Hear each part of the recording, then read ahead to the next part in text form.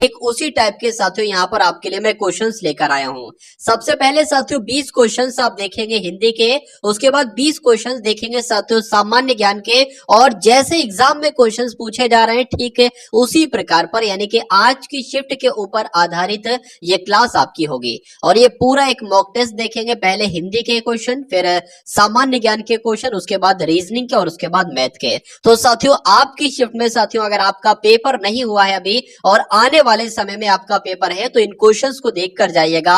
मेरा मानना है साथियों एग्जाम आपका बहुत आराम से क्रैक हो जाना चाहिए।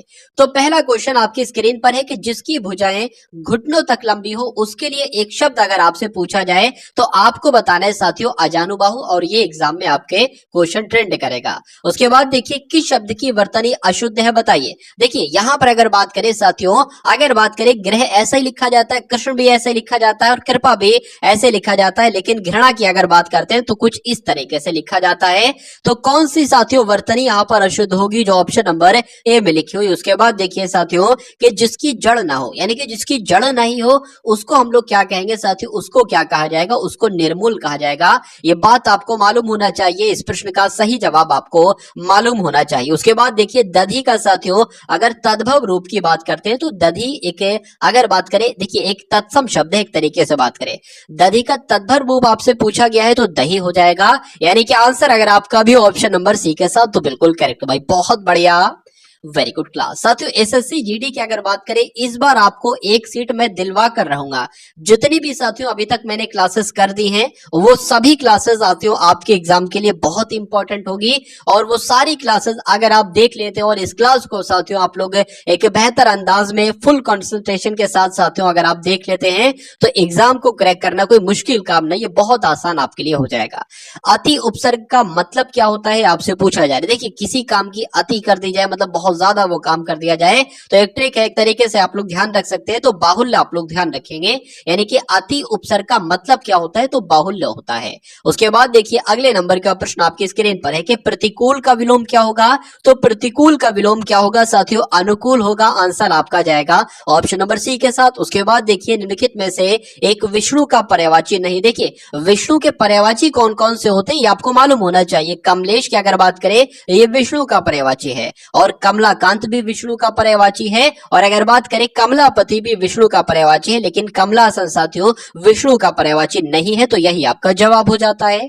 उसके बाद देखिए निम्नलिखित शब्दों में से किस एक का लिंग परिवर्तन हिंदी भाषा में प्रचलित ही नहीं है। देखिए चाचा का हो जाएगा साथियों, लिंग बदल जाएगा, चाचा का चाची।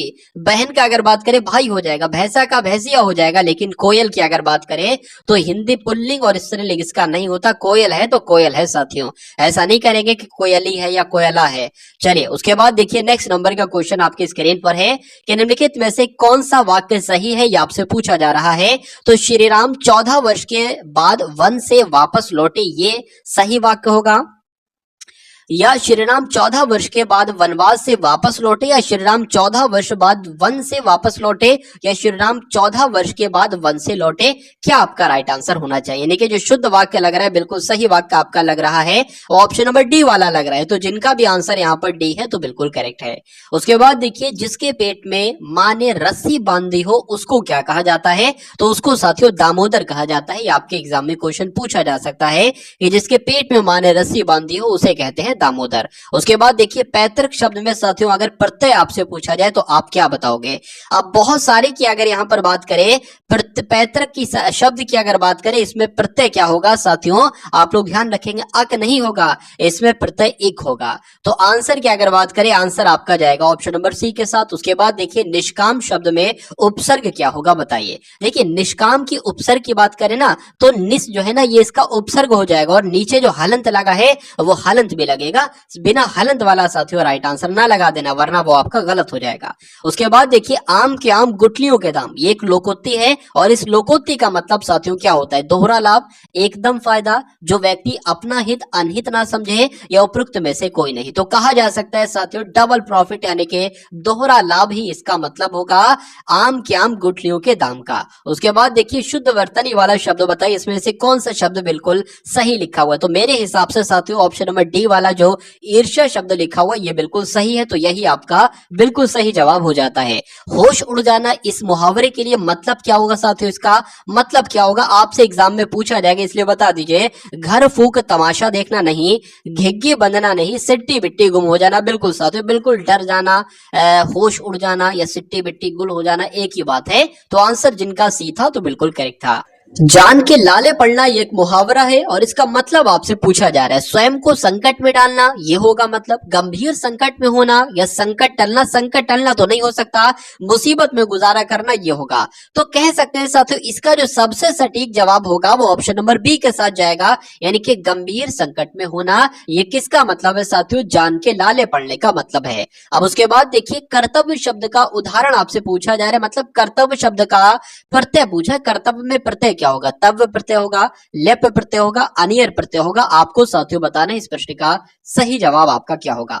साथियों अभी तक अगर आपने टारगेट सिलेक्शन इस चैनल को सब्सक्राइब नहीं किया है तो इस चैनल को साथियों सब्सक्राइब करके एक घंटे का निशान होगा उसको क्लिक करके एक बार ऑल पर साथियों क्लिक कर लीजिए, ताकि जैसे एसएससी जीडी का फुल मॉक टेस्ट साथियों इस चैनल पर आए तो तुरंत आपके पास नोटिफिकेशन आ जाए, उस नोटिफिकेशन पर क्लिक करके आप वो वीडियो साथियों देख सको।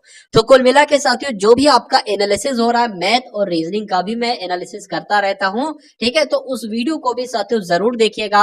आपकी जो आने वाली शिफ्ट है उसमें बहुत आपको फायदा मिलेगा, इतना फायदा मिलेगा कि कम से कम जो प्रथम पहले नंबर पर आपने पोस्ट दी है वो पोस्ट आपको मिल जाए। चलिए कर्तव्य की अगर बात करें इसमें साथियों प्रत्यय जो है ना वो तब वही, इसलिए सही जवाब आपका ए के साथ जाएगा।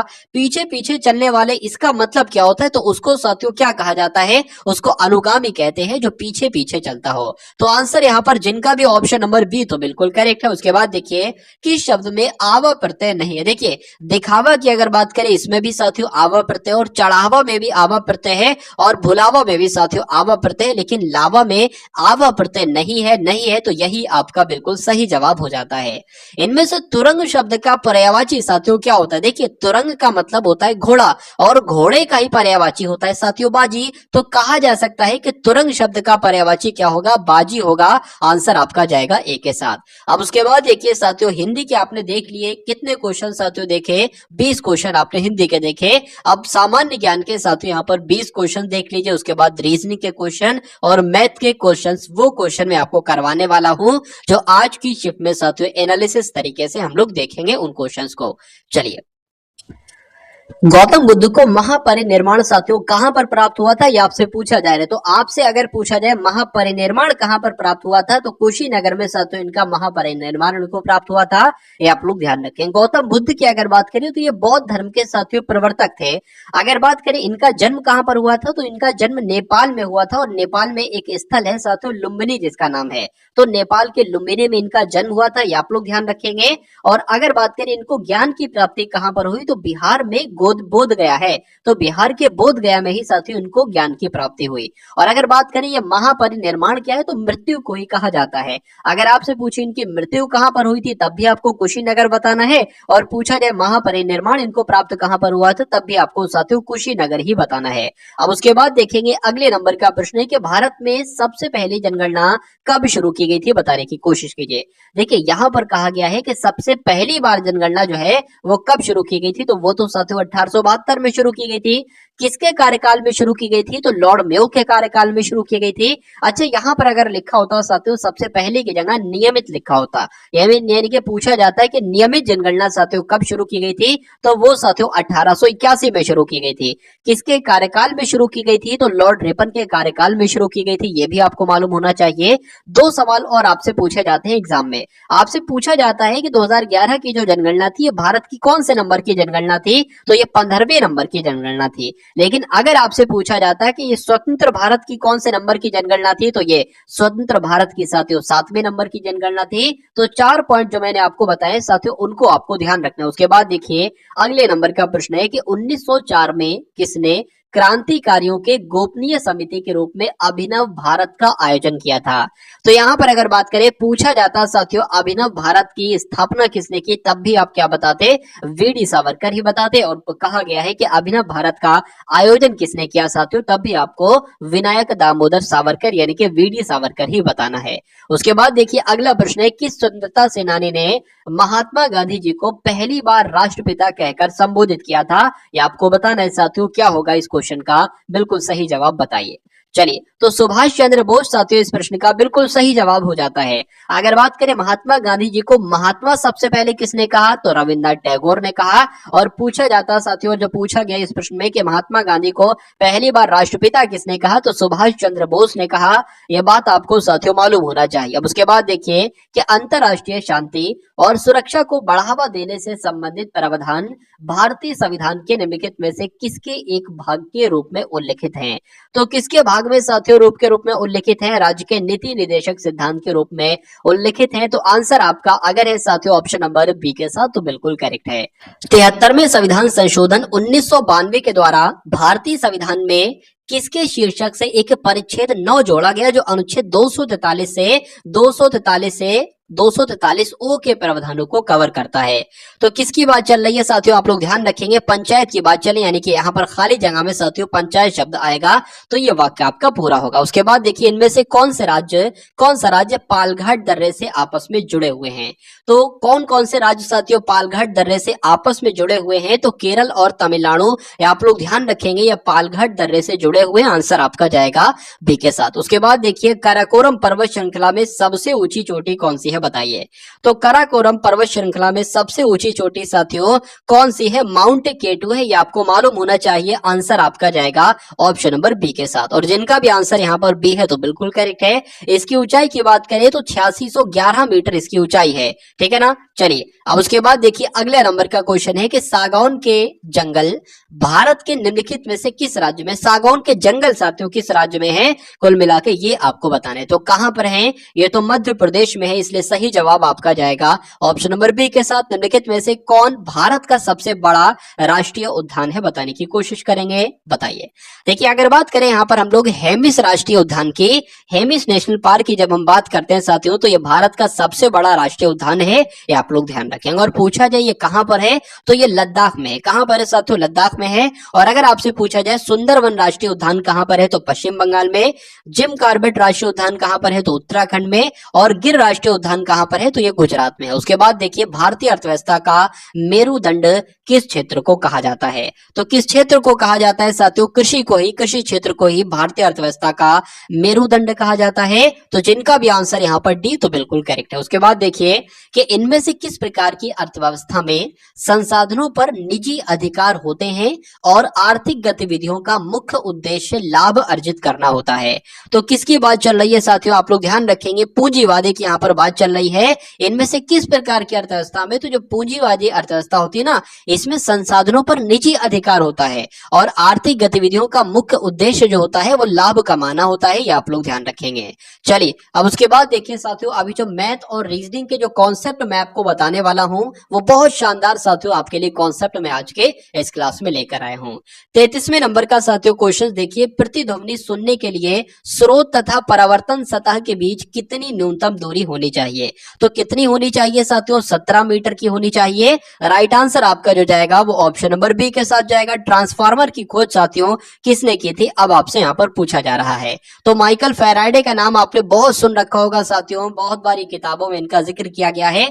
तो माइकल फैराडे के द्वारा ही साथियों ट्रांसफार्मर की खोज की गई थी। अगला प्रश्न देखिए, किस गैस का गंध सड़े हुए अंडे के जैसी होती है, बताइए। कहां से खुशबू आती है साथियों सड़े हुए अंडे की? तो हाइड्रोजन सल्फाइड से आती है, आप लोग ध्यान रखेंगे। आंसर आपका जो जाएगा वो ऑप्शन नंबर डी के साथ जाएगा। चलिए भैया, उसके बाद देखिए निम्नलिखित में से कौन सा हैबर प्रोसेस का उपयोग करके उत्पादित किया जाता है?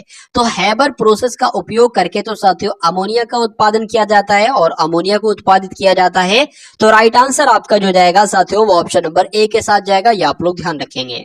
निम्नलिखित में से कौन सी प्रक्रिया एक जीव में ऊर्जा उत्पन्न करती है, बताइए। तो कौन सी प्रक्रिया एक जीव में ऊर्जा उत्पन्न करती है? तो जो श्वसन की प्रक्रिया है ना साथियों, यही जीव में ऊर्जा उत्पन्न करती है। आंसर आपका जाना चाहिए ऑप्शन नंबर सी के साथ। फेफड़े की बाहरी आवरण परत को क्या कहा जाता है साथियों, बताइए। तो क्या कहा जाता है? फुफ्फुस आवरण कहा जाता है। आंसर आपका जो जाएगा वो ऑप्शन नंबर ए के साथ जाएगा। अस्पताल में निम्नलिखित में से किस विभाग में कैथ लैब होती है, ये आपको साथियों बताना है। और क्या हो सकता है इस क्वेश्चन का राइट आंसर? तो अस्पताल में किस विभाग में? तो कार्डियोलॉजी साथियों विभाग जो होता है, इस विभाग में ही एक लैब होती है जिसको कहा जाता है कैथ लैब। तो आंसर आपका अगर है ऑप्शन नंबर सी तो बिल्कुल करेक्ट है। उसके बाद देखिए साथियों कि एक पेड़ की उम्र का पता कैसे लगा सकते हैं? तो उसके वजन से नहीं, उसकी ऊंचाई से नहीं, वर्तमान में अपनी वार्षिक छल्लों से साथियों, बिल्कुल। ये आप लोग ध्यान रखेंगे, जो छल्ले होते हैं ना, इनको गिनकर साथियों उनकी आयु का निर्धारण किया जा सकता है, पता लगाया जा सकता है। तो आंसर यहाँ पर जिनका भी ऑप्शन नंबर सी है तो बिल्कुल करेक्ट भाई, बहुत बढ़िया, वेरी गुड क्लास। तो अब आप लोग देखिए साथियों, यहाँ पर रीजनिंग के पहले क्वेश्चन, पहले साथियों रीजनिंग के क्वेश्चंस होंगे, उसके बाद मैथ के क्वेश्चंस देखेंगे। तो रीजनिंग का साथियों पहला क्वेश्चन आपकी स्क्रीन पर है कि उस वेन आरेख का चयन कीजिए जो निम्नलिखित वर्गों के बीच के संबंध को सही ढंग से निरूपित करता है। तो यहाँ पर साथियों माता है, पिता है और पुरुष है। देखिए मान लेते हैं ये क्या है, ये पुरुष है, और जितने भी साथियों पिता होंगे ना, जितने भी पिता होंगे वो पुरुष के अंतर्गत ही तो आएंगे। और ये मान लेते हैं साथियों ये क्या हो जाएंगी, ये माता हो जाएंगी। तो इस टाइप का साथियों आपको कौन से ऑप्शन में देखने को मिल रहा है साथियों? ऐसा आपको कहां पर नजर आ रहा है? तो कहा जा सकता है ऐसा आपको ऑप्शन नंबर बी में नजर आ रहा होगा। तो यही आपका बिल्कुल सही जवाब हो जाता है। अब उसके बाद देखिए साथियों, यहां पर आपको बताने कि कौन कौन से साथियों लेटर आ सकते हैं। ध्यान से देखिए और बताइए साथियों क्या इस क्वेश्चन का सही जवाब आपका हो सकता है। देखिए एक यहां पर लेटर आएगा, और बात करें यहां पर एक नहीं बल्कि यहां पर दो लेटर आएंगे। ठीक है, यहां पर साथियों दो लेटर आएंगे, और यहां पर कितने लेटर आएंगे? यहां पर भी एक तरीके से साथियों दो लेटर आएंगे, और यहां पर एक, यहां पर एक और यहां पर एक। अब देखिए सबसे पहले आपको काम ये करना है कि इन लेटर्स को काउंट कर लीजिए कितने आखिर ये लेटर्स हैं।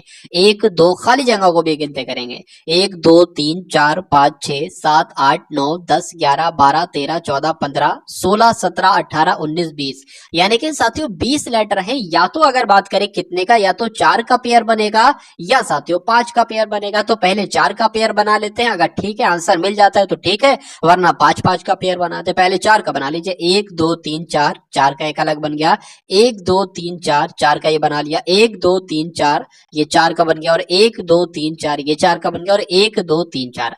अब देखिए साथियों अंत में क्या आ रहा है, आर क्यू आ रहा है, अंत में यहां पर भी आर क्यू है। तो यहां पर अगर बात करें आर तो है लेकिन क्यू नहीं है, तो साथियों यहां पर क्यू बन जाएगा। यहां पर क्यू तो है लेकिन आर नहीं, तो यहां पर आर बन जाएगा। यहां पर आर क्यू दोनों नहीं है अंत में, तो आर क्यू बना लेंगे। देखिए पूरा हमें मिल गया पी एस आर क्यू, तो पी तो है, एस बन जाएगा, ये भी साथियों सेम बन गया पी एस आर क्यू, ये भी सेम बन गया पी एस आर क्यू। इसको भी बना लीजिए पी एस आर क्यू, ये पूरा पी एस आर क्यू बन गया। इसको भी पी एस आर क्यू बना लीजिए, और इसको भी पी एस आर क्यू बना लीजिए, तो एस यहां पर आ जाएगा। अब देख लीजिए आपने अपने पेन से कौन कौन से लेटर लिखे उनको एक बार लिख लीजिए अलग को। तो आपने एस लिखा, आर लिखा, क्यू लिखा, एस लिखा, आर लिखा, क्यू लिखा और एस आर लिखा, उसके बाद एस आर लिखा आपने, उसके बाद साथियों पी लिखा, क्यू लिखा, पी लिखा, क्यू लिखा और एस लिखा। अब देख लीजिए ये कौन से ऑप्शन में है साथियों, जिस ऑप्शन में ये है ना वही ऑप्शन आपका बिल्कुल सही जवाब हो जाता है। एस आर क्यू ए कहां पर है, एस आर ये हो गया, क्यू एस ये हो गया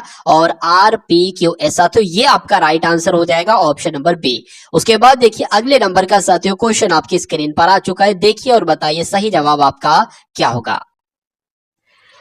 दिए गए विकल्पों में से वो संख्या आपको साथियों चुनना है यहाँ पर जो निम्नलिखित श्रेणी में प्रश्नवाचक चिन्ह के स्थान पर आए। कुल मिला के साथियों एक सीरीज वाला क्वेश्चन है, प्रश्नवाचक चिन्ह की जगह पर आपको बताने कौन सा नंबर आएगा। देखिए और बताइए सही जवाब क्या होगा। देखिए सिंपल सी बात है, पहले 16 में कितना माइनस यहाँ पर हुआ है, तो -7 माइनस हुआ है, 16 में 7 माइनस करेंगे तो 9 आ जाएगा। अब ये तो साथियों एकदम मतलब यहाँ पर माइनस किया गया, यहाँ पर एकदम बढ़ा दिया गया, तो कितना बढ़ाया गया साथियों, यहाँ पर मैं कह सकता हूँ 18 बढ़ाया गया। चलिए उसके बाद यहाँ पर कितने माइनस किया गया, एक तरीके से माइनस ही किया गया है, तो कितना माइनस किया गया, -8 माइनस यहाँ पर किया गया है। ये भी एकदम साथियों बढ़ गया, मतलब गुणा हो गई। और इसकी अगर बात करें 76 से अगर बात करें यहाँ पर साथियों 9 माइनस किया गया है। देखिए यहाँ पर पहले में 7 माइनस किया, एक छोड़ा, दूसरे में 8 माइनस किया, उसके बाद छोड़ा, 9 माइनस किया, मतलब 7 माइनस किया, 8 माइनस किया, 9 माइनस किया, तो इसको छोड़ेंगे, यहाँ पर साथियों 10 माइनस करना होगा। और जब यहाँ पर साथियों 10 माइनस करेंगे तो 335 में से 10 माइनस करने पर 325 आपका आंसर आ जाएगा। क्या 325 ऑप्शन में है कहीं पर, तो बिल्कुल साथियों ऑप्शन में है, लेकिन अभी हमें दुविधा है कि ये जो हम एक एक को छोड़कर कर रहे हैं कि ये सही होगा। अब अगर बात करें देखिए ये 9 से आपको इतना तो आपको पता चल गया, इसका ठीक है ना। इसका ये तो आपको पता चल गया, लेकिन अब इसका मतलब क्या होगा ये, यहां पर अगर बात करें 9 तियां आपका कितना होता है साथियों, 27 होता है। तो 9 से 27 हुआ, 9 तियां 27 हो गया। उसके बाद क्या साथियों, 19 तियां 27 होता है, तो नहीं साथियों, 19 चौक साथियों कितना होता है, ये 76 होता है। देख लीजिए, ठीक है। 19 चौक आपका मतलब इसकी गुणा 4 से हो जाएगी, ठीक है। और इसकी गुणा साथियों किससे हो जाएगी, 67 की अगर बात करते हैं तो 5 से आप गुणा कराओगे, 7 पंजे 35, 35 आ जाएगा, 35 का 5 आ जाएगा, 3 चला जाएगा, 6 पंजे 30 और 3 33 है। तो ये ऐसे होगा साथियों, मतलब इसकी गुणा 3 से, फिर अगले नंबर 4 से, फिर इसकी नंबर 5 से, और नीचे जो खेल चल रहा है वो 7 माइनस किया, फिर 8 माइनस किया, फिर 9 माइनस किया, तो फिर 10 माइनस करेंगे, तो ये नंबर बिल्कुल साथियों सही है, और आंसर आपका ऑप्शन नंबर सी के ही साथ जाएगा। बहुत बढ़िया, वेरी गुड क्लास। अब उसके बाद देखिए साथियों, एक कथन आपके सामने, एक नहीं बल्कि 2 कथन आपके सामने हैं, और 2 ही निष्कर्ष आपके सामने हैं। सबसे पहले आपको साथियों कथनों को पढ़ना है, और फिर उसके बाद उसके अकॉर्डिंग निष्कर्ष देखिए, और मुझे बताइए कि कौन सा निष्कर्ष सही है और कौन सा निष्कर्ष गलत है।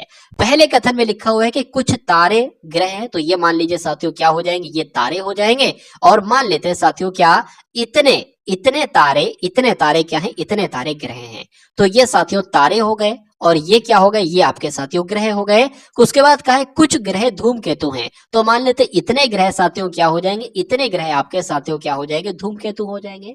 अब निष्कर्ष पढ़िए, और निष्कर्ष को देखकर बताइए कौन सा निष्कर्ष सही है। कुछ धूमकेतु ग्रह हैं, कुछ धूमकेतु, बिल्कुल साथियों इतने धूमकेतु क्या है, ग्रह हैं, ये बिल्कुल सही हो जाएगा। सभी तारे धूमकेतु हैं, तो तारे तो साथियों यहां पर हैं, और धूमकेतु यहां पर है, दूर दूर तक कोई नाता नहीं, कोई रिश्ता नहीं, तो ये आपका गलत हो जाएगा साथियों। कुल मिला के अगर बात करें, कथन एक सही है, और ऐसा कहां पर लिखा हुआ है, ऐसा कहां पर लिखा हुआ है साथियों, ऐसा तो आपका ऑप्शन नंबर डी में आपको नजर आ रहा होगा। तो एग्जाम में साथियों इस टाइप का क्वेश्चन आपसे पूछा जाएगा, तो आपको छोड़ के नहीं आना है, बल्कि उस क्वेश्चन का सही जवाब देकर आना है।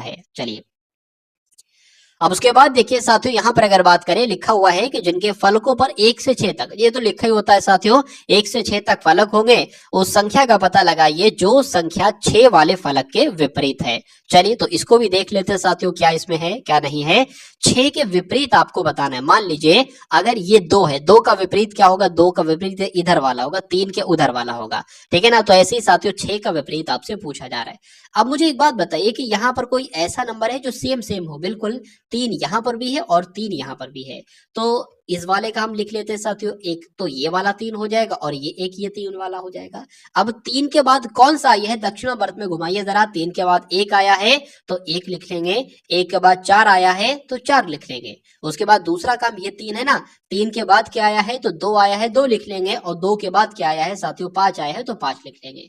इसका मतलब ये होता है, हमें ये पता चल गया कि 4 का अगर विपरीत आपसे पूछा जाता तो आप 5 बताते, अगर 1 का विपरीत आपसे पूछा जाता तो आप 2 बताते, लेकिन यहाँ पर 3 का विपरीत पूछा गया, 3 का नहीं साथियों 6 का विपरीत पूछा गया है। तो अगर बात करें साथियों, अब बचा ही क्या, अब बचा क्या, 1 भी हो गया, 2 भी हो गया, 3 भी हो गया, 4 भी हो गया, 5 भी हो गया, तो 3 का विपरीत पूछा गया है साथियों, जाहिर सी बात है यहाँ पर 6 नंबर ही आएगा मजबूरन, क्योंकि 6 ही साथियों नंबर होते हैं टोटल। तो कुल मिला के अगर बात करें साथियों, यहाँ पर अगर बात करें कुल मिला के, मतलब कुल मिला के 6 वाला आपसे पूछा गया, तो 6 का विपरीत क्या होगा, तो 6 का विपरीत जो होगा ना साथियों, वो एक तरीके से 3 ही होगा, ठीक है ना, 3 ही होगा। तो 3 ही आपका राइट आंसर जाएगा, और जिनका भी आंसर यहाँ पर ऑप्शन नंबर ए है, तो बिल्कुल करेक्ट भाई, बहुत बढ़िया, वेरी गुड क्लास। चलिए, अब उसके बाद देखिए साथियों, यहाँ पर मैं आपको दिखला देता हूँ थोड़ा सा जूम करके यहाँ पर। चलिए, अब यहाँ पर देखिए साथियों, और बताइए सही जवाब क्या है। यहाँ पर आपको जो ये आकृति आपको ये नजर आ रही ना, आपको बताना है ये आकृति आपको कहां पर दिख रही है, ऑप्शन नंबर ए में, बी में, सी में, या आपको कहां पर दिख रही है साथियों, डी में। ये आपको देखना है और बताना है साथियों आपका सही जवाब यहाँ पर क्या हो सकता है। चलिए, देखिए यहाँ पर अगर बात करें, एक यहाँ पर एक आयत टाइप का है, ठीक है, तो क्या आपको यहाँ पर आयत दिख रहा है, ये तो ऊपर को आयत है और ये नीचे को है, यहाँ पर तो बिल्कुल उल्टा है, तो यह नहीं हो सकता। यहाँ पर आयत तो है साथियों, लेकिन उसके ऊपर ये चौकोर टाइप का है, उसके ऊपर ये नहीं है, तो ये भी नहीं हो सकता। यहाँ पर अगर बात करें, यहाँ पर साथियों आपको आयत भी नजर आ रही है, यहाँ पर आपको ये भी ऐसा ऊपर को नजर आ रहा है जैसे यहाँ पर है, लेकिन यहाँ पर थोड़ा सा गैप है, यहाँ पर कोई गैप नहीं है साथियों। लेकिन आप जो यहाँ पर देखेंगे चौकोर है बिल्कुल साथियों, एक ऊपर टेढ़े में चौकोर यहाँ पर भी है, और और यहाँ पर थोड़ा सा गैप भी है और साथियों ये जीरो टाइप का भी बना हुआ है जैसे यहाँ पर बना हुआ है। तो कुल मिला के आंसर आपका जो जाएगा वो ऑप्शन नंबर ए के साथ जाएगा और जिनका भी आंसर यहाँ पर ऑप्शन नंबर ए है तो बिल्कुल करेक्ट भाई, बहुत बढ़िया, वेरी गुड क्लास। अब उसके बाद देखिए अगले नंबर का साथियों क्वेश्चन आपके स्क्रीन पर आ चुका है, देखिए और बताइए सही जवाब आपका यहाँ पर क्या हो सकता है। NOTION को क्या लिखा जाता है? 1 3 1 2 7 1 8। यहाँ पर तो नंबर बहुत है कुल मिला के, जितने ये हैं साथियों उसके डबल लग रहे हैं एक तरीके से अगर बात करें। देखिए NOTION को साथियों ये लिखा जाता है, तो उसी प्रकार आपको बताना BEAUTIFI को साथियों क्या लिखा जाएगा। यहाँ पर एक चीज मुझे नोटिस करी है मैंने, क्या कि N यहाँ पर भी है और N यहाँ पर भी है और N का जो कोड आया है ना साथियों वो 13 आया है। क्या आया है? 13 आया है। यहाँ पर कहीं N है? नहीं है। तो ऐसा भी नहीं है साथियों कि कोड है, मान लीजिए N का कोड 13 है तो N का कोड यहाँ पर होता तो 13 लिखते, ऐसा भी नहीं है क्योंकि ऐसा ही नहीं। तो उसके बाद साथियों अगर बात करें O का कोड यहाँ पर क्या है साथियों 12 है और यहाँ पर भी 12 है। लेकिन O की बात करें साथियों, O का विपरीत L होता है और L का कोड होता है साथियों 12।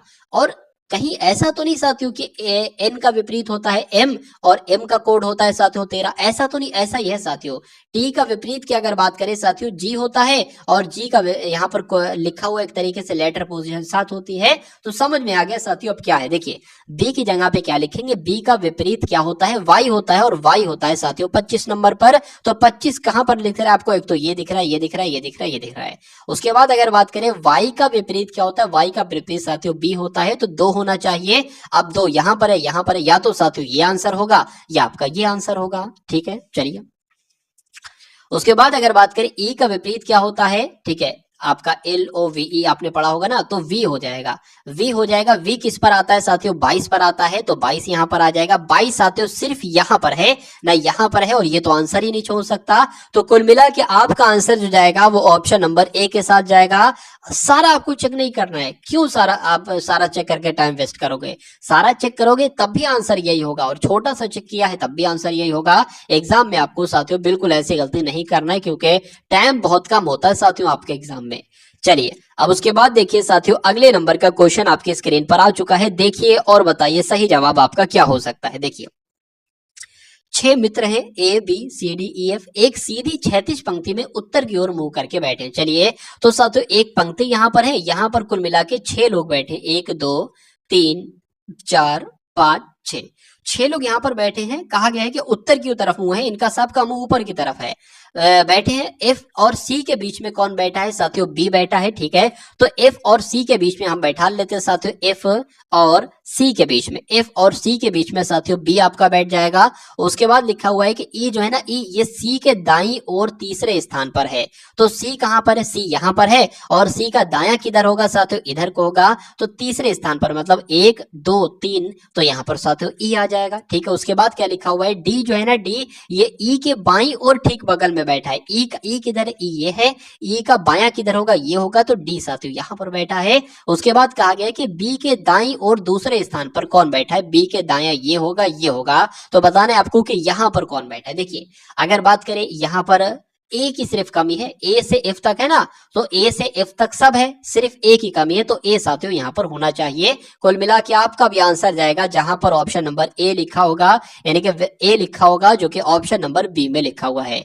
उसके बाद देखिए अगले नंबर का साथियों क्वेश्चन आपकी स्क्रीन पर है कि जटिल का सरल से वही संबंध है जो संकुचन का है। देखिए जटिल की अगर बात करें ना, तो जटिल का विलोम होता है साथियों सरल, जटिल का विलोम होता है सरल। और जब हम बात करते हैं साथियों संकुचन का विलोम क्या होता है, तो संकुचन के विलोम की अगर बात करें, संकुचन का विलोम साथियों प्रसार होता है। तो आंसर यहां पर अगर है आपका ऑप्शन नंबर बी, तो बिल्कुल करेक्ट भाई, बहुत बढ़िया, वेरी गुड क्लास।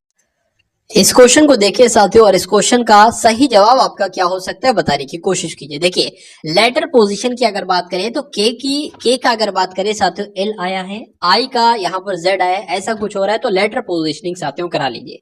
K की बात करें साथियों, K आपका 11 पर आता है, I 9 पर आता है, L साथियों आपका 12 पर आता है, O आपका 15 पर आता है। तो यहाँ पर मैं 12 लिख देता हूँ, यहाँ पर साथियों 12 पर आता है, O आपका 15 पर आता है, G 7 पर, और R 18 पर, A 1 पर, और M साथियों 13 पर आता है। अगर उसके बाद साथियों यहाँ पर अगर बात करें तो एल आपका फिर 12 पर आता है, जेड 26 पर आता है। अब मैं इसकी करा रहा हूँ। क्यू साथियों 17 पर आता है और एफ 6 पर आता है और एन 14 पर आता है, के 11 पर, एच 8 पर और जे आपका 10 पर आता है।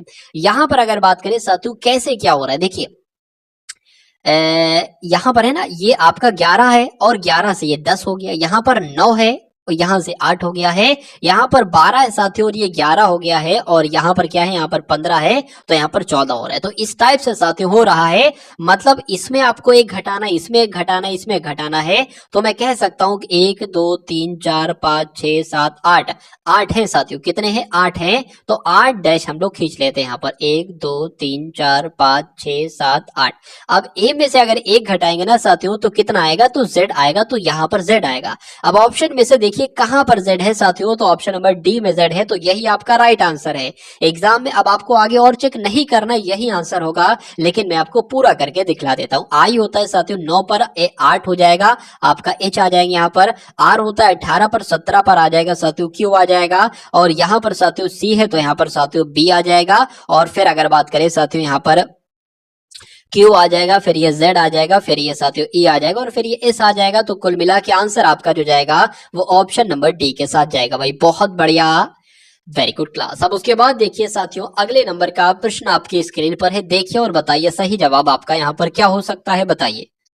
चलिए यहां पर अगर बात करें, एक वस्तु के अंकित मूल्य पर 10% की और 5% की क्रमिक छूट देने के बाद वो वस्तु 3420 रुपए में बेची जाती है। वस्तु का अंकित मूल्य आपसे पूछा जा रहा है। अच्छा, ये जो छूट दी गई ना, ये अंकित मूल्य पर ही छूट दी गई है।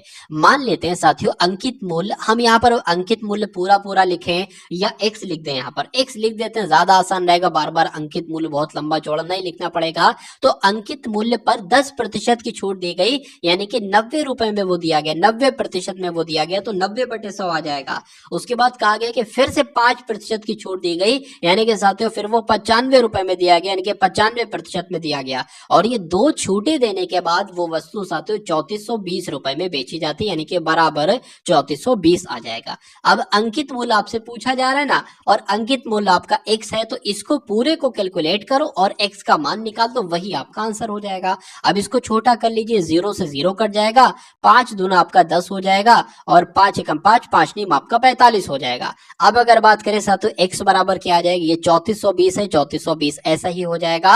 अगर बात करते साथियों ये 10 है और ये साथियों 20 है, तो यहाँ पर कुल मिला के 200 आपका आ जाएगा।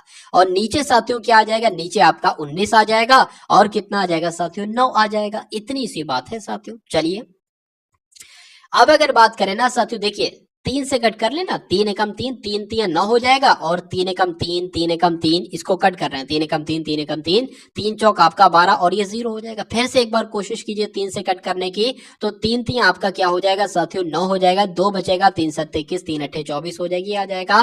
तो अब अगर बात करें साथियों क्या आपके सामने देखिए 19 एकम 19, 19 दूना आपका 38 हो जाएगा, यानी कि 20 की गुणा 200 से करना है, तो 2 दूना 4, यानी कि 4000 आपके इस प्रश्न का बिल्कुल सही जवाब हो जाता है। तो जिनका भी आंसर यहाँ पर ऑप्शन नंबर सी है तो बिल्कुल करेक्ट। भाई बहुत बढ़िया, वेरी गुड क्लास। अब उसके बाद देखिए साथियों अगले नंबर का क्वेश्चन आपके स्क्रीन पर है, देखिए और बताइए सही जवाब आपका यहाँ पर क्या हो सकता है। चलिए बढ़िया क्वेश्चन है साथियों, देखिए और बताइए सही जवाब आपका क्या होगा। कहा जा रहा है कि एक वस्तु को 170 रुपए में बेचा जाता है, बेचने पर एक व्यक्ति को 15% की हानि होती है। कभी भी साथियों ऐसा कहे कि हमने किसी वस्तु को 200 में बेचा तो 10% की हानि हुई, तो 10% की हानि का मतलब साथियों ये हुआ कि उसको 90% में आपने बेचा और कितने रुपए में बेचा, 200 रुपए में बेचा। कहा जाए 200 रुपए में बेचने पर 10% की हानि हुई, यानी कि 90% बराबर क्या हो जाएगा, 200 हो जाएगा। तो अब हमें 100% की वैल्यू निकालना होगी। कैसे निकालेंगे, 200 गुणा में 100 लगा देंगे और बटे में साथियों 90 आ जाएगा। तो इसको कैलकुलेट करोगे हमें 100% की वैल्यू मिल जाएगी, यानी कि वो मूल्य हमें मिल जाएगा जिस पर बेचने पर ना हमें प्रॉफिट हो ना हमें लाभ हो। अब अगर बात करते हैं साथियों इस क्वेश्चन की, तो 15% की हानि होती है, यानी कि उस वस्तु को 85% में बेचा जाता है और प्रश्न में दिया गया उसको 170 में बेचा जाता है। ठीक है, तो यहां पर अगर बात करें उसका क्रय मूल्य एक तरीके से क्या होगा, तो 100% का निकालने के लिए 170 इंटू 100 बटे में साथियों 85 आ जाएगा। ठीक है ना, 85 आ जाएगा, 17 एकम 17 हो जाएगा, 17 पंजे 85 हो जाएंगे, 5 एकम 5, 5 दूना आपका 10 हो जाएगा, 2 की 100 से गुणा करेंगे साथियों, क्या आ जाएगा 200 आ जाएगा। यानी कि कहा जा सकता है कि उस वस्तु का कॉस्ट प्राइस क्या होगा 200 होगा, यानी कि क्रय मूल्य साथियों क्या होगा 200 होगा।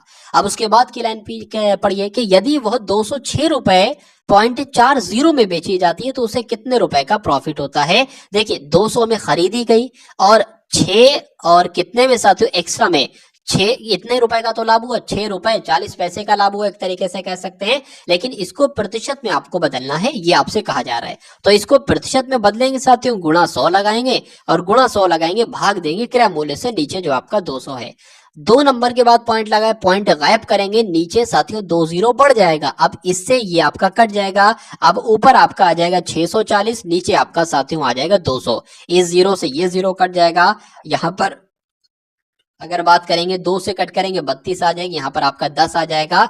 इस जीरो को हटाएंगे और यहाँ पर पॉइंट लगाएंगे, यानी कि अगर बात करते हैं साथियों 3.2% का प्रॉफिट होगा। और ऐसा कहां पर लिखा हुआ है साथियों, ऑप्शन नंबर डी में लिखा हुआ है। तो यही आपका बिल्कुल सही जवाब हो जाता भाई, बहुत बढ़िया, वेरी गुड क्लास। अब उसके बाद देखिए साथियों अगले नंबर का क्वेश्चन आपकी स्क्रीन पर आ चुका है।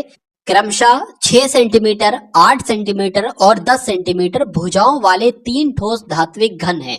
मान लेते हैं साथियों एक तरीके से घन है ये, एक घन ये हो गया, एक घन ये हो गया, एक घन ये हो गया। मान लीजिए कहा गया है साथियों, क्या कहा गया है कि इनकी भुजाओं के बारे में साथियों बताया गया है कि अगर मान लीजिए इसकी 6 भुजा है, इसकी 8 भुजा है, इसकी 10 भुजा है, तो ये 3 ठोस धात्विक घनों को अगर इन तीनों को कुल मिला के पिघलाया जाता है, ये कहा गया है कि अगर पिघलाया जाता है तो उसके बाद एक नया ठोस, मतलब इन तीनों को पिघलाकर एक नया घन मान लीजिए बनाया जाता है। तो नए घन की भुजा की माप साथियों कितनी होगी। देखिए अगर बात करें इन तीनों का, अगर इसको पिघलाकर ये बनाया जाता है तो इसका आयतन क्या, इसका आयतन और इसका आयतन साथियों बराबर होगा, ये बात आपको ध्यान रखना है। अब साथियों बढ़ते हैं हम लोग इस सवाल के जवाब की तरफ। क्या होगा देखिए, मान लेते हैं साथियों पहले वाले का जो घन है ना उसकी भुजा कितनी है 6 है, तो मान लेते हैं a बराबर 6 है। दूसरे वाले की कितनी है साथियों, मान लेते हैं a2 बराबर साथियों 8 है और a3 की अगर बात करें तो कितनी है साथियों 10 है। अब यहाँ पर एक बड़ा वाला भी है, एक बड़ा वाला भी है साथियों, उसको मान लेते हैं जो इन तीनों को बनाकर बनाया जाता है ना, उसको मान लेते हैं साथियों इतना है। तो उसकी इसकी घन की भुजा, मतलब इसकी भुजा ही आपको एक तरीके से चाहिए है, ठीक है ना। तो चलिए हम लोग देख लेते हैं साथियों, यहाँ पर अगर बात करें इस ए वाले की भुजा हमको चाहिए है।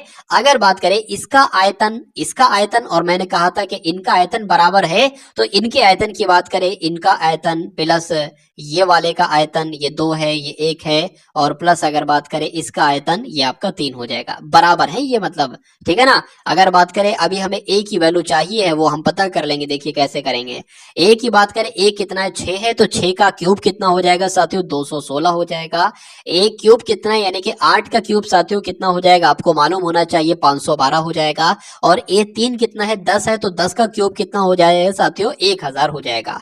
तो इनको अगर साथियों जोड़ेंगे तो 1512 कितना हो जाएगा 1512 हो जाएगा। और 216 अगर साथियों उसमें जोड़ते हैं तो ये 8, ये 2, ये 7, ये 1 आ जाएगा। यानी कि A क्यूब कितना आएगा साथियों 1728 आएगा। और अगर बात करें A क्यूब 1728 का मतलब है कि ये किसी संख्या का घन होगा, तो ये 12 का साथियों घन होता है। किसका घन होता है 12 का घन होता है। तो A बराबर कितना आ जाएगा साथियों 12 आ जाएगा। तो 12 आपका बिल्कुल सही जवाब हो जाएगा, जो कि आपका ऑप्शन नंबर सी में। भाई बहुत बढ़िया, वेरी गुड क्लास। 75 भाग 30 ऑफ 5/7। यहाँ पर साथियों कुछ मिसिंग है, वो मैं आपको बता देता हूँ क्या यहाँ पर मिसिंग। देखिए 75 जैसे लिखा, 75 भाग यहाँ पर 30 ही आएगा। 75 भाग 30 और -3 बटे यहाँ पर 4 है, और उसके बाद ऑफ है, फिर ये सब है। अब अगर साथियों सबसे पहले अगर बात करें, सबसे पहले जो ब्रैकेट के अंदर है इसको आप लोग सॉल्व कर लीजिए। तो 3 3 9 हो जाएगा, और 9 और 1 साथियों कितना हो जाएगा, 9 और 1 आपका 10 हो जाएगा, इनके 10/3 आ जाएगा। उसके बाद माइनस लिख दिया, 3 एकम 3, 3 और 2 साथियों 5 बटे यहाँ पर 3 आ जाएगा। अब अगर बात करते हैं नीचे, नीचे तो सेम है 3, तो एक बार उतार लेंगे, ऊपर साथियों 10 - 5 आ जाएगा। तो यहाँ पर कितना आ जाएगा 5/3 आ जाएगा। यानी कि पूरा इसको कैलकुलेट करके साथियों, इसको कैलकुलेट करके कितना आएगा 5/3 आएगा। माइनस लगा लिया। अब अगर बात करें इसको सॉल्व करा लेते ना, ठीक है, तो 5/7 लिखा है तो 5/7 हमने 7 लिख लिया। इस भाग का निशान हम इसको गुणा में बदल लेंगे, लेकिन गुणा में बदलने के बाद एक शर्त होती है कि इसकी उल्टा पलटी होगी। जैसे 9/14 लिखा है ना, तो 14/7 यहाँ पर 9 हो जाएगा और -5/3 ये है। अब देखिए साथियों, 7 एकम 7, 7 दूना आपका 14 हो जाएगा। ठीक है, अब क्या हो जाएगा, 5 दूना आपका 10 हो जाएगा और यहाँ पर नीचे आपका 9 आ जाएगा, -5/3 आ जाएगा। अब इसको साथियों आप देख लीजिए, कितना कितना आपके पास आ गया, 10/9 आ गया, -5/3 आ गया। अब यहां पर अगर बात करें साथियों, यहां पर क्या था, यहां पर 3/4 था। और फिर ये क्या था साथियों, फिर आपका अगर बात करें ये आपका 75 था, उसके बाद साथियों भाग 30 था, उसके बाद -3/4 था, उसके बाद यहाँ पर ऑफ था।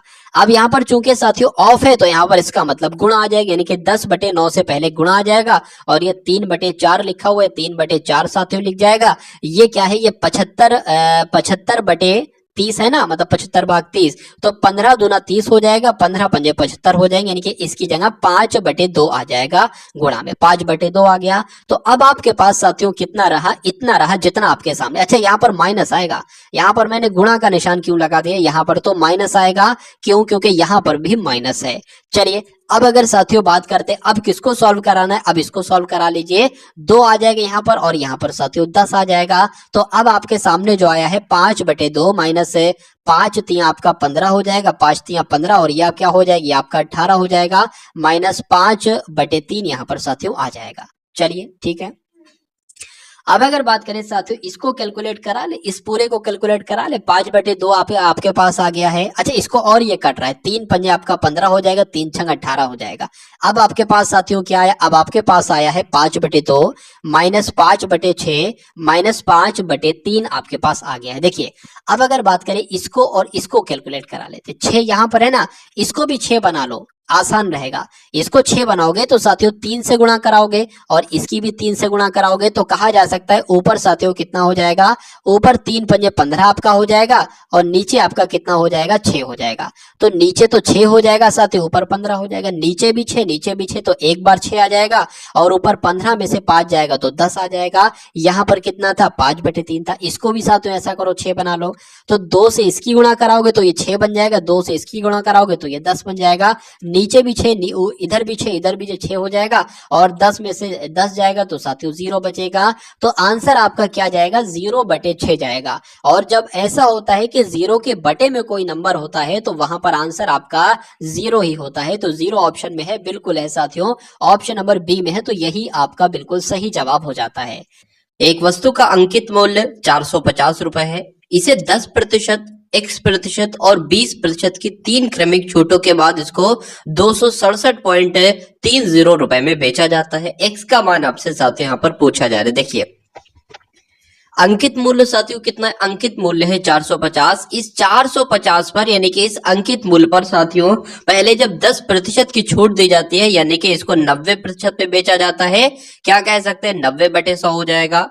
ठीक है, X% की बात आई, देखिए कभी भी मान लीजिए जैसे कि 10% यहाँ पर है तो हमने उसको कितना लिखा, एक तरीके से 100 - 10/100 ऐसे करके तो लिखा, तभी तो साथियों 100 में से 10 जाएगा तो 90 बचेगा, यानी कि 90 में से 100 होगा। 20 होता तो हम क्या लिखते साथियों, यहाँ पर 100 - 20 लिखते, 20 लिखते, लेकिन ये संख्या हमें पता है तो हमने यहाँ पर घटा दिया। लेकिन अगर ये संख्या साथियों हमें पता ना होती तो हम क्या करते, तो हम 100 - x कर देते। अब जैसे कि ये यहाँ पर X% है तो यहाँ पर हमें क्या करना पड़ेगा साथियों, 100 - x/100 करना पड़ेगा।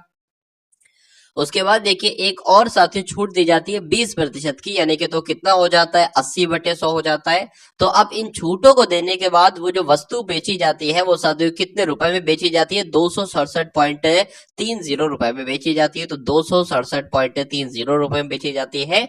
एक्स का मान आपसे पूछा जा रहा है, यानी कि ये जो एक्स है ना, एक्स, इसका मान साथियों आपसे पूछा जा रहा है कितने प्रतिशत की उसको छूट दी गई। चलिए तो यहां पर अगर बात करें, देखिए x का मान आपको इस पूरे को कैलकुलेट कराना है और x का मान आपको निकालना है। इसकी अगर बात करें तो 20 चौक आपका 80 हो जाएगा, 20 पंजे आपका साथियों 100 हो जाएगा। इसकी अगर कट करें, इस 0 से ये 0 कट जाएगा, इस 0 से साथियों ये 0 आपका कट जाएगा। ठीक है, चलिए अब अगर बात करें, देखिए नीचे आपका 100 है ठीक है, और नीचे आपका 5 है। अगर इस 5 को भी कट कर दे और 5 नीम 45 कर दे तो कोई दिक्कत नहीं। अब बहुत ध्यान से देखिएगा साथियों, अब बहुत ध्यान से देखिएगा, ये 100 माइनस एक्स है ना, 100 माइनस एक्स यहाँ पर हमने लिख लिया, 100 माइनस एक्स बराबर ये क्या लिखा है 267, ये भी साथियों हमने लिख लिया, 0.30 भी लिख लिया। अब नीचे कौन कौन सी संख्या है, नीचे साथियों सिर्फ 100 है तो ये 100 लगेगा इसमें नीचे। और अगर बात करें जो ऊपर वाला होगा ना वो भाग में आ जाएगा इसके, तो ऊपर क्या क्या है 9 है और ये 90 है, यानी कि 9 90 है तो ये आपका 81 हो जाएगा। ठीक है, और साथियों कितना है, और आपका 4 है तो ये आपका 4 हो जाएगा। अब देखिए दो संख्याओं के बाद पॉइंट लगा है, पॉइंट हटाएंगे साथियों, नीचे 2 जीरो बढ़ाएंगे एक लगा के। अब इन 100 से ये 100 आपका कैंसिल हो जाएगा।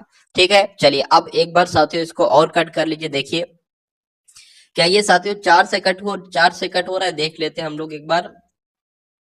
4 से तो नहीं कट हो रहा है, ठीक है, ये 3 से कट हो जाएगा, देख लीजिए 3 एकम आपका 3 हो जाएगा, 3 एकम क्यों, 3 सत्ते 21, 3 अट्ठे आपका 24 हो जाएगा। कितना बचेगा साथियों, 2 बचेगा, 3 नीम आपका 27, 3 अट्ठे आपका 24 हो जाएगा, 2 बचेगा 27 बचेगा, 3 नीम 27 और 3 एकम 3 और 0 लग जाएगा। ये कटेगा साथियों 3 से, 3 दूना 6 हो जाएगा, 3 सत्ते 21 हो जाएगा। इस 0 से साथियों ये 0 कट जाएगा, और अगर बात करें 3 नीम आपका कितना आ जाएगा, 3 नीम 27 आ जाएगा। इसको अगर कट करेंगे तो यहाँ पर लिख लीजिए 3 दूना आपका 6 होगा, 3 नीम 27 होगा, 3 सत्ते 21 होगा और 0 नहीं होगा। ठीक है, और अब नीचे साथियों क्या बचा है, 9 बचा है और 4 बचा है। अब 3 से एक बार और देख लीजिए साथियों, कट हो रहा है, 3 से नहीं कट हो रहा है, देखिए हाँ कट हो जाएगा। या ऐसा करो 9 से ही कट हो जाएगा, 9 कम 9 9 3 27 हो जाएगा, 2 बचेगा 27 हो जाएगा, 9 3 27 और 0 का 0 यहाँ पर लग जाएगा। ठीक है, अब ये भी कट हो गया। अब इसको साथियों 4 से कट करा लो, यानी कि 330 को साथियों 4 से कट करा लो, आंसर आपका आपके सामने आ जाएगा। 4 अट्ठे 32 हो जाएगा, बिल्कुल 4 अट्ठे 32 हो जाएगा, एक जाएगा 10 हो जाएगा, 4 दूना 8 हो जाएगा, बिल्कुल एक बचेगा, पॉइंट लगेगा, 0 बढ़ेगा साथियों, 4 दूना 8 हो जाएगा। तो कुल मिला के साथियों 82.2 यहाँ पर आ रहा है। चलिए अच्छा यहाँ पर एक बात है, देखिए 4 अट्ठे 32 होगा ना, 4 अट्ठे 32 हो गया, ठीक है। उसके बाद 4 अट्ठे 32 में से साथियों जब एक बचेगा तो ये 10 हो जाएगा, 4 दूना आपका 8 हो जाएगा, 8 हो जाएगा तो साथियों यहाँ पर एक नहीं, यहाँ पर 2 बचेगा, और पॉइंट लगाएंगे, 0 बढ़ाएंगे, 4 पंजे आपका कितना हो जाएगा, 4 पंजे आपका 20 हो जाएगा। तो इतना कुल मिला के यहाँ पर आता है। अब देखिए, अब यहाँ पर कहा गया है कि x का मान ज्ञात कीजिए, तो x का मान ज्ञात कीजिए साथियों। x का मान वैसे कैसे हम ज्ञात कर पाएंगे, x का मान हम कैसे ज्ञात कर पाएंगे, 100 माइनस एक्स यहाँ पर साथियों हमने लिखा था, बिल्कुल लिखा था 100 माइनस एक्स। तो x की वैल्यू क्या आई है साथियों, 82.5 आई है। तो जब 100 में से 82.5 घटाओगे तो 17.5% बचेगा, यानी कि साथियों यहाँ पर जो बट्टा आपका लग रहा था वो 17.5% का लग रहा था, और यही आपका बिल्कुल सही जवाब हो जाता। भाई बहुत बढ़िया, वेरी गुड क्लास। अब उसके बाद देखिए कि एक निश्चित धनराशि, कोई निश्चित धनराशि है, कोई राशि है, वो साधारण ब्याज पर 2 वर्षों में कितनी हो जाती है साथियों, 8,640 हो जाती है, और 3 वर्षों में कितनी हो जाती है, देखिए 2 वर्षों में तो साथियों इतनी हो जाती है, और 3 वर्षों में 9,720 हो जाती है।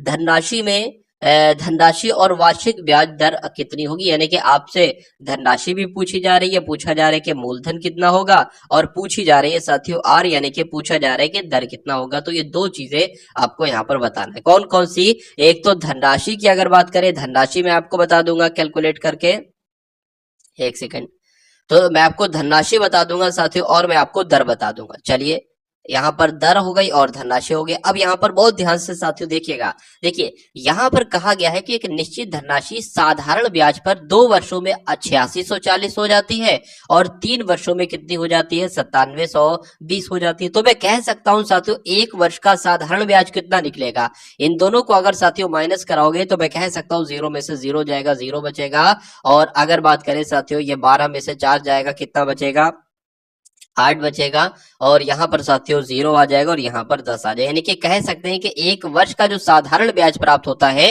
वो 1080 प्राप्त होता है।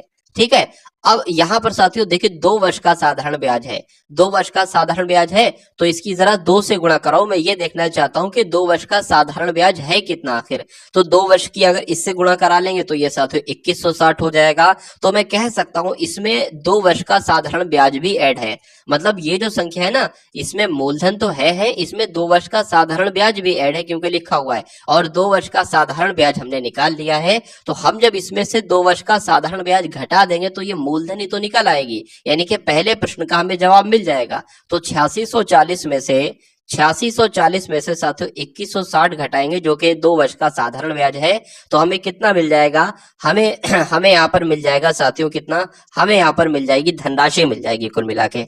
तो 6480 रुपए कहाँ पर लिखा हुआ है, 6480 रुपए, एक तो 6480 रुपए ये लिखा हुआ है, एक साथियों ये लिखा हुआ है। या तो option number A right answer होगा या आपका डी राइट आंसर होगा। लेकिन अब हम साथियों निकाल लेते हैं क्या, अब हम साथियों एक बार दर भी निकाल लेते हैं। 6480 रुपए आपका मूलधन हो गया। अच्छा, दर निकालने की अगर बात करते हैं तो दर बराबर क्या होता है, दर बराबर होता है SI इंटू 100 बटे P इंटू टी। ठीक है, इसमें हम बैठा देते हैं। अब अगर साधारण ब्याज की यहाँ पर अगर बात करते हैं तो 1 वर्ष का साथियों साधारण ब्याज कितना निकला था, या 2 वर्ष का लिख लेते हैं, 2160 निकला था। 2160 हो गया गुणा 100 हो गया, और मूलधन कितना है 6480 है। ठीक है, 6480 हो गया, और कितने समय के लिए, 2 समय के लिए, 2 वर्ष के लिए। अब इसको अगर कट करने पर आए साथियों तो ये कैसे कट होगा, यहाँ पर मैं आपको बता देता हूँ। देखिए इस 0 से आपका ये 0 कैंसिल हो जाएगा, 2 एकम 2 हो जाएगा, और इसको अगर कट करेंगे 2 एकम 2 0, 2 अट्ठे 16 हो जाएगा। ठीक है, इतना कट हो गया। अब अगर बात करें इसको यहाँ पर लिख लीजिए 10800, और यहाँ पर कितना आ जाएगा 648 आ जाएगा। इतना अब साथियों बचा है कुल मिला के, और कुछ नहीं है। चलिए 2 ही से कट कर लेते हैं, 2 3 6, 2 2 4, 2 चौक 8 हो जाएगा, 2 पंजे 10, 4 आ जाएगा, 00 आ जाएगा। फिर से 2 से कट करें, 2 एकम 2, 2 छंग 12, 2 दूना 4 हो जाएगा। यहाँ पर साथियों आपका 2 दूना 4, 2 सत्ते 14 ये आ जाएगा। 2 से कट करेंगे, 2 अट्ठे 16, 2 एकम 2 आ जाएगा। इसको कट करेंगे साथियों, 2 एकम 2, 2 3 6 आपका आ जाएगा, 2 पंजे 10, 1350 आ जाएगा। 3 से अगर कट करें ना तो 3 3 चौक 12 आ जाएगा, 3 पंजे 15 आ जाएगा। अगर इसको कट करेंगे 3 एकम 3, सॉरी 3 दूना 6 आ जाएगा, और यहाँ पर 2 चला जाएगा, 3 सत्ते आपका 21 आ जाएगा। ठीक है, अब 9 पंजे की अगर बात करें, 9 पंजे आपका 45 हो जाएगा, 9 कम 9, 9 दो 18, 9 3 27 हो जाएगा। तो कुल मिला के 50/3 आपको यहाँ पर मिल रहा है। तो आर कितनी निकल रही है साथियों, आपकी 50/3 निकल रही है। तो इसको कैसे कैलकुलेट करेंगे, तो साथियों 3 आ जाएगा, 3 एकम 3 हो जाएगा, कितना बचेगा 2 बचेगा, 20 हो जाएगा, 3 छंग 18 हो जाएगा, कितना बचेगा 2 बचेगा। तो आर भी साथियों निकल गई। आर कितनी आती है साथियों, 16 सही 2/3 आती है। तो 16 सही 2/3 कहां पर लिखी हुई है, ऑप्शन नंबर डी में लिखी हुई, तो यही आपका बिल्कुल सही जवाब हो जाएगा। और मूलधन तो हमने पहले ही निकाल लिया था, तो जिनका भी आंसर यहाँ पर डी है तो बिल्कुल करेक्ट है। उसके बाद देखिए साथियों अगले नंबर का क्वेश्चन आपकी स्क्रीन पर है, देखिए और बताइए सही जवाब आपका क्या होगा। देखिए ए और बी की आय का अनुपात कितना है, उनकी आय, अगर ए की आय साथियों 4 है तो बी की आय कितनी है, 5 है, ऐसा कह रहा है। और उनके व्यय का अनुपात कितना है, 2:3 है। मतलब अगर कमाते 4 हैं तो खर्च 2 करते हैं, कमाते 5 है तो खर्च 3 करते हैं। यदि ए और बी क्रमशः 7200 रुपए और 6000 रुपए की बचत करते हैं, यानी कि इतने इतने रुपए बचाते भी हैं, तो ए की आय आपसे पूछा जा रहा है, यानी कि 4x का मान एक तरीके से पूछा जा रहा है। देखिए ए और बी की आय का अनुपात कितना दे रखा है, 4:5 दे रखा है। मान लेते हैं ए की आय साथियों 4x हो जाएगी और बी की आय कितनी हो जाएगी, 5x हो जाएगी। उसमें यह भी दिया है साथियों कि ए जो बचत करता है वो 7200 रुपए की बचत करता है। ठीक है, 7200 रुपए की बचत करता है। अब इंसान मान लीजिए साथियों, अब उसकी आय कितनी है, उसकी आय साथियों 4x है। अब इस 4x में से साथियों अगर वो कितना बचाएगा, 7200 रुपए बचाएगा, तो आगे क्या आएगा साथियों, आगे क्या आएगा, 7200 में यहां पर लिख देता हूं। अब एक व्यक्ति अपनी आय में से साथियों अपना क्या निकालेगा, अपनी बचत अगर वो निकालता है तो उसके सामने क्या आएगा, उसके सामने एक तरीके से व्यय आएगा, यानी कि उसने कितना खर्चा किया।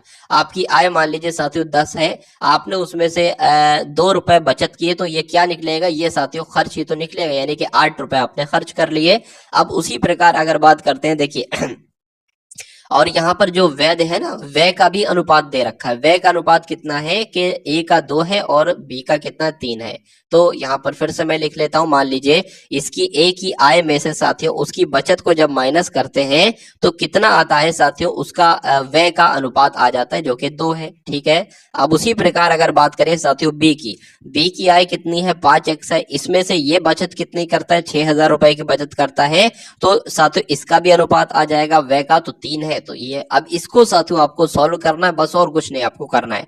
4 आपका साथियों 12x हो जाएगा, 12x हो गया। 72 की 3 से साथियों कराओगे 216 आ जाएगा, 216 डबल 0 लग जाएगा, बराबर 5 दूना 10x आ जाएगा और 6 दूना साथियों 12 आ जाएगा यहाँ पर। चलिए, तो ये आपका 12,000 हो गया। अब देखिए यहाँ पर 12x है और ये 10x है, उधर है बराबर के, इधर आएगा माइनस का हो जाएगा तो 2x बचेगा। अब 2x बराबर साथियों कितना हो जाएगा, 2x बराबर आपका 216 में से, अब अगर मैं यहाँ पर लिखूं तो 216 डबल 0 में से कितना घट जाएगा साथियों, 12,000 घट जाएगा। ठीक है ना, तो 216 में से जरा 120 साथियों घटा लो, 216 में से 120 घटाओगे क्या बचेगा, 6, और यहाँ पर साथियों 9 बचेगा, 96 बचेगा कुल मिला के। ठीक है, यानी कि 9600 बचेगा। तो अब आप साथियों यहाँ पर देख पा रहे होंगे कि 2x बराबर कितना है, 2x बराबर 9600 है, तो x बराबर कितना होगा, 2 की भाग कर दो, पता चल जाएगा, 2 चौक 8 हो जाएगा, 2 अट्ठे 16 हो जाएगा, यानी कि 4800 हो जाएगा। यानी कि x का मान साथियों कितना आ गया साथियों, 4800 आ गया। अब देखिए, अब a की आय कितनी थी साथियों, 4x थी।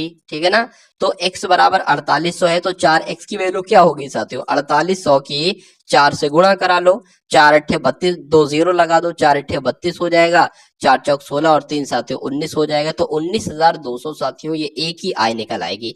b की भी आय निकाल लेंगे, x की वैल्यू 4800 है और b की आय कितनी है, 5x है, तो 5 की गुणा 4800 से करा लो, b की आय निकल जाएगी। तो इस टाइप से साथियों आपको समझना है। चलिए,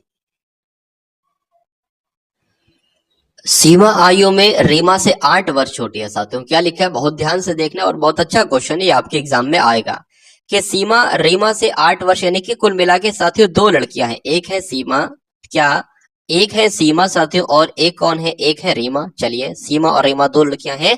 रीमा यानी कि सीमा जो है वो रीमा से 8 वर्ष छोटी है। ठीक है, तो अगर साथियों हम मान लेते हैं रीमा की उम्र कितनी, रीमा की उम्र अगर x है तो सीमा की उम्र कितनी हो जाएगी साथियों, x माइनस 8 हो जाएगी, क्योंकि साफ साफ कहा गया है कि सीमा जो है ना, सीमा ये 8 वर्ष छोटी है, तो जब इसमें से इसकी आयु में से 8 को माइनस करेंगे तभी तो आएगी। तो कुल मिला के अब आपको सीमा की भी आयु पता चल गई, रीमा की भी आयु पता चल गई। उसके बाद कहा गया है कि अगर 4 वर्ष पहले कहेगा तो इसमें से 4 माइनस करेंगे, इसमें से भी 4 माइनस करेंगे। 4 वर्ष पहले उनकी आयु का अनुपात कितना था, 1:2 था। तो हम लिख लेते हैं साथियों, यहाँ पर देखिए x माइनस 8, ये तो आपका हो जाएगा वर्तमान आयु। 4 वर्ष पहले की बात की है तो 4 माइनस कर देंगे, इसमें से भी साथियों 4 माइनस कर देंगे। ठीक है, और इन 4 वर्ष पहले की अगर बात करें, उनका अनुपात कितना था, 1:2 था, यानी कि अगर सीमा 1 साल की थी तो रीमा 2 साल की थी।